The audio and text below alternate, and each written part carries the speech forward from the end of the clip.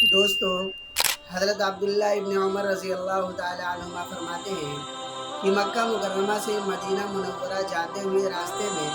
جس جگہ ایسی منزل آتی جہاں حضور اقدس صلی اللہ علیہ وسلم نے گزرے، وہاں قیام فرماتا، وہاں میں اترتا اور 2 رکعت نفل ادا کر لیتا اور پھر آگے روانہ ہو جاتا۔ بہرحال اس طرح صحابہ کرام نے حضور اقدس صلی اللہ علیہ وسلم کے تبرکات باقی رکھنے اور محفوظ رکھنے کا بہت اہتمام فرمایا تھا، لیکن صحابہ کرام تبرکات کی حقیقت سے بھی واقف تھے۔ ان تبرکات میں غلو، مبالغہ اور افراط و تفریط کا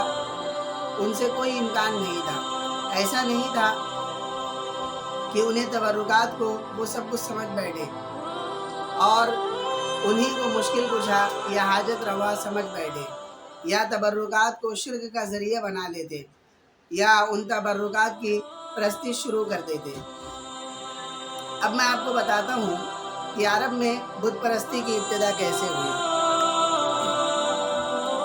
عرب میں بت پرستی کا رواج بھی در حقیقت ان تبرکات میں غلو کے نتیجے میں شروع ہوا تھا۔ حضرت اسماعیل علیہ السلام کی والدہ حضرت حاجرہ رضی اللہ عنہ نے مکہ مکرمہ میں بیت اللہ کے پاس قیام کیا۔ حضرت اسماعیل علیہ السلام وہیں پر پلے بڑھے، جوان ہوئے اور پھر بنی جرہم کے لوگ وہاں آ کر آباد ہو گئے، جس کے نتیجے میں مکہ مکرمہ کی بستی آباد ہو گئی۔ بعد میں بنی جرہم کے ایک دوسرے قبیلے والوں سے لڑائی ہو گئی۔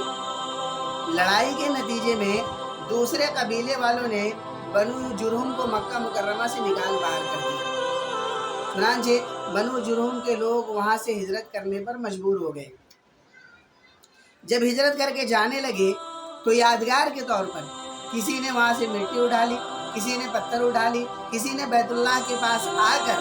کوئی اور چیز اٹھا لی تاکہ وہ چیز ہم اپنے پاس تبرک اور یادگار کے طور پر رکھیں گے اور ان کو دیکھ کر ہم بیت اللہ شریف اور مکہ مکرمہ کے لوگ یاد کریں گے، مکہ مکرمہ کو یاد کریں گے۔ جب دوسرے علاقے میں جا کر قیام کیا تو وہاں پر بڑے اہتمام سے ان تبرکات کی حفاظت کرتے تھے،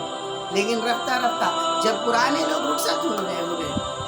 اور کوئی صحیح طریقہ، صحیح راستہ بتلانے والا باقی نہ رہا تو بعد کے لوگوں نے، پرانے لوگ جب رخصت ہو گئے تو بعد کے نئے لوگوں نے مٹی اور پتھروں سے کچھ صورتیں بنا دی اور وہ صورتیں بتوں کی شکل میں تیار ہو گئی اور پھر انہی کی پرستی شروع ہو گئی اور اہل عرب کے اندر یہیں سے بت پرستی کا آغاز ہوا۔ بہرحال اللہ تعالیٰ بچائے، اگر ان تبرکات کا احترام حد کے اندر نہ ہو تو پھر شرک اور بت پرستی تک نوبت پہنچ جاتی ہے۔ اس لیے تبرکات کے معاملے میں بڑے اعتدال کے ساتھ چلنے کی ضرورت ہے، نہ تو ان کی بے ادبی ہو اور نہ ہی ایسی تعظیم ہو جس کے نتیجے میں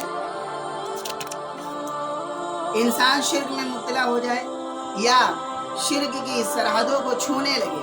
تبرکات کی حقیقت یہ ہے کہ برکت کے لیے ان کو اپنے پاس رکھ لے۔ اس لیے جب ایک چیز کو کسی بزرگ کے ساتھ نسبت ہو گئی تو اس نسبت کی بھی قدر کرنی چاہیے، اس نسبت کی بھی تعظیم اور ادب کرنا چاہیے۔ مولانا جامی رحمۃ اللہ علیہ فرماتے ہیں، میں